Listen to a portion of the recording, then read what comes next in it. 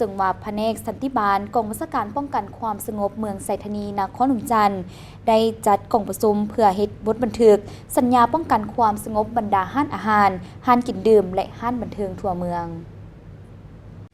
วันที่16 กุมภาพันธ์มาแผนกสันติบาลปกสเมืองไซธานีนครหลวงจันทร์ได้จัดกองประชุมเพื่อเฮ็ดบทบันทึกสัญญาป้องกันความสงบกับบรรดาห้านอาหารห้านกินดื่มและห้านบันเทิงทั่วเมืองไซธานีอยู่ที่กองบัญชาการป้องกันความสงบเมืองโดยการเข้าร่วมเป็นประธานของท่านบัวลีมณีวันห้องเจ้าเมืองไซธานี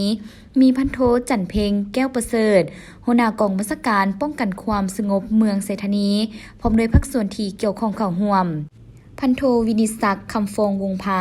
ห้องหัวหน้าแผนกสันติบาลปกสเมืองไซธานีให้ฮู้ว่า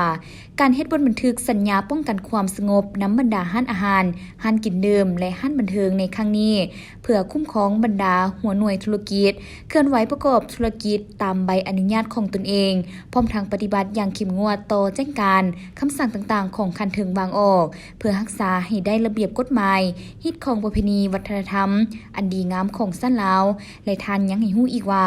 ในระยะปี 2022 แผนกสันติบาลปกสเมืองได้สมทบกับโครงการแถลงข่าววัฒนธรรมและท่องเที่ยวคณะเฉพาะกิจขันเมืองปกสกลุ่มและการจัดตั้งบ้านลงเคลื่อนไหวโฆษณาโดยนำเอากฎหมายนิติกรรมแจ้งการขอตกลงขั้นต่างๆของขันเทิงลงเผยแพร่ให้บรรดาห้านอาหารห้านกินดื่มและห้านบันเทิงทั่วเมืองไซธานีได้ให้รับรู้และเข้าใจโดยเฉพาะขอตกลงว่าด้วยการควบคุมเสียงเนืองนั้นของเจ้าของนครหลวงจันทร์ฉบับเลขที่620/จนวลงวันที่29มังกร2022ในเก็บกำสถิติหัวหน่วยธุรกิจห้านอาหารห้านกินดื่มและห้านบันเทิงทั่วเมืองมีทั้งหมด97ห้านในนี้มีใบทะเบียนและใบอนุญาตดำเนินธุรกิจถูกต้อง28ห้านบ่มีใบทะเบียนบ่มีใบอนุญาตดำเนินธุรกิจ43ห้านและใบอนุญาตดำเนินธุรกิจหมดอายุ26ห้านโอกาสเดียวกันท่านบัวลีแก้วมณีวันได้เน้นหนักให้เจ้าของกิจการห้านอาหารห้านกินดื่มและห้านบันเทิงทั่วเมืองไซธานีเอาใจใส่เป็นต้นแมน